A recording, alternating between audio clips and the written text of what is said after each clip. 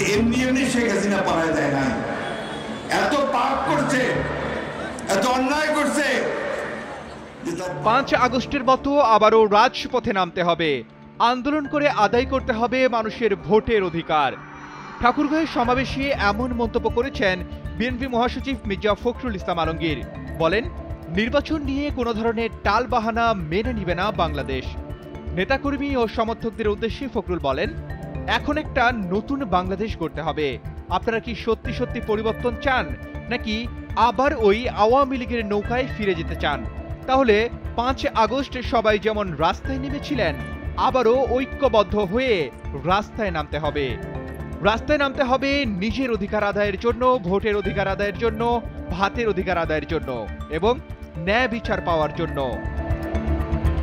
5 আগস্টের মতো রাস্তায় নামতে হবে। মির্জা ফখরুলের মন্তব্যের পর থেকেই নানামুখী আলোচনা শুরু হয়েছে দলের ভেতর ও বাইরে। বিএনপির বিভিন্ন পর্যায়ের বেশ কয়েকজন নেতার সঙ্গে কথা বলে যে ধারণা পাওয়া গেছে তা হলো, নির্বাচন নিয়ে সুনির্দিষ্ট সময় ঘোষণার প্রতি সরকারের অনাগ্রহ এবং পাশাপাশি সরকারের মধ্য থেকে সময়সীমা নিয়ে বিভিন্ন ধরনের বক্তব্য আসায় দলের মধ্যে নির্বাচন বিলম্বিত করা হতে পারে বলে এক ধরনের সংশয় তৈরি হয়েছে। প্রধান উপদেষ্টা ডক্টর মোহাম্মদ ইউনূস জাতির উদ্দেশ্যে দেওয়া সর্বশেষ ভাষণে বলেছেন, 2025 সালের শেষে বা 2026 সালের শুরুতে আগামী জাতীয় নির্বাচন হতে পারে। এটি ছিল সরকার প্রধানের দিক থেকে নির্বাচনের সম্ভাব্য সময়সীমা সম্পর্কে প্রথম কোনো আনুষ্ঠানিক মন্তব্য।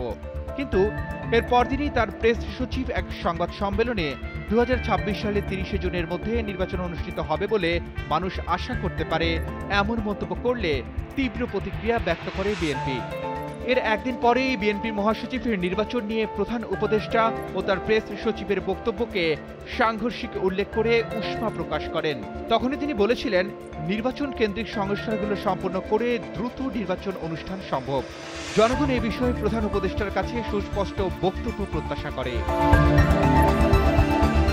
যদিও সরকার ইতোমধ্যেই নির্বাচন কমিশন গঠন করেছে এবং কমিশন ভোটার তালিকা হালনাগাদের কাজ শুরু করেছে, কিন্তু দলটির বিভিন্ন পর্যায়ের নেতারা মনে করেন এরপরেও নির্বাচন নিয়ে রাস্তায় নামার আহ্বান আসার মূল কারণ হলো সরকার সংশ্লিষ্ট কিছু মহল থেকে নির্বাচন নিয়ে নানা ধরনের মন্তব্য আসা। বিশেষ করে বৈষম্য বিরোধী ছাত্র আন্দোলন এবং তাদের ঘনিষ্ঠ মিত্র জাতীয় নাগরিক কমিটি থেকে নির্বাচনে চেয়ে সংস্কার কার্যক্রমে জোর দেওয়া এবং বিএনপির সমালোচনা করে করা নানা ধরনের মন্তব্য থেকে দলটির অনেকে আশঙ্কা করছেন যে এগুলো নির্বাচনকে বিলম্বিত করার প্রেক্ষাপট তৈরির একটি প্রচেষ্টার অংশ হতে পারে। Arman Ali, daily star.